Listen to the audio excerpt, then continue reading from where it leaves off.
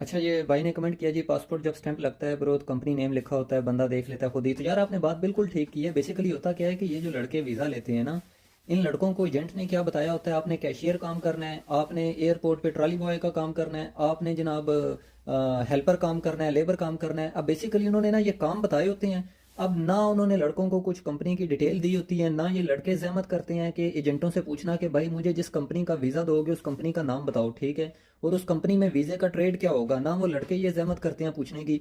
अब होता क्या है, लड़कों को सिर्फ ये पता है जी मैंने ऑफिस बॉय का काम करना है, मैंने जनाब कैशियर का काम करना है। अब उनको नहीं पता उनको ट्रेडिंग कॉन्ट्रैक्टिंग का वीज़ा मिला हुआ है, उनको नहीं पता उनका वीज़ा ड्राइवर का है।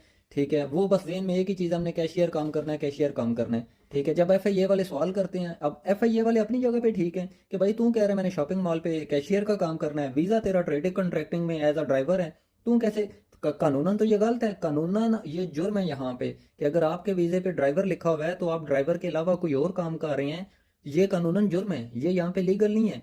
अब लीगल पॉइंट ऑफ व्यू से अगर देखी जाए ना तो ये चीज़ गलत है। ठीक है, अब होना तो क्या चाहिए, अब जो लड़का कैशियर का, जिसको एजेंट ने बोला है कि तूने एज अ कैशियर काम करना है शॉपिंग मॉल में, अब बनता तो ये है कि वो लड़का उस एजेंट को बोले कि मुझे वीज़ा भी शॉपिंग मॉल किसी का चाहिए, किसी ग्रोसरी स्टोर का चाहिए।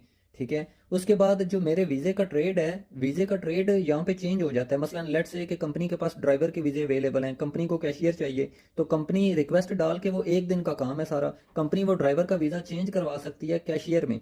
ठीक है, तो ये लड़कों का भी काम है ना, थोड़े से क्वेश्चन करना है एजेंटों के साथ। ये लड़कों का भी काम है कि थोड़े से क्वेश्चन पूछना है एजेंटों से कि भाई मुझे किस कंपनी का वीज़ा दे रहे हो, वो कंपनी का काम क्या है, वो कंपनी का ऑफिस कहाँ पे है, कंपनी की लोकेशन क्या है, जो मुझे वीज़ा दे रहे हो वो वीज़ा कैटेगरी क्या है, उस वीज़ा कैटेगरी की रिक्वायरमेंट क्या है।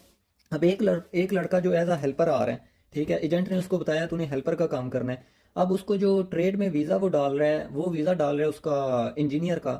ठीक है, अब डेफिनेटली वो उससे सवाल तो होगा, एयरपोर्ट पे उसका हुलिया देख के पता चल जाएगा भाई ये इंजीनियर है या नहीं। तो अब उससे पूछें भाई तू क्या करने जा रहा है, वो कह रहा है जी मैं हेल्पर का काम करने जा रहा हूँ, वीज़ा उसका मुहंदस का लगाओ, तो अब एफआईए ने तो उसे पकड़ लें कि भाई ये स्कैम है। ठीक है, अब वही लड़का एजेंट को अगर बोले कि भाई ये वीज़े का ट्रेड चेंज करवा के मेरा वीज़ा अप्लाई करवाएं, तो वो ट्रेड चेंज होना एक दिन का काम है सारा।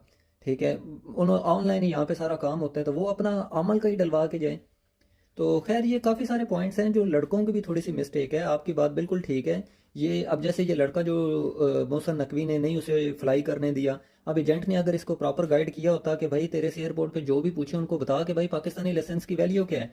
ठीक है, अब आगे से उनको जवाब देता ना, पाकिस्तानी लाइसेंस को किसने पूछना है, वहाँ जाके उनकी अपनी क्लासेज हैं, उनका अपना शेड्यूल है, उनकी अपनी फीसेज हैं, वो खुद यहाँ पे ट्रेनिंग देते हैं, 40 दिन की ट्रेनिंग होगी, जिसके बीच में वो यहाँ पे रोड पे गाड़ी चलाना सिखाएंगे, वो जनाब साइन वगैरह की क्लासेज होंगी, उनके टेस्ट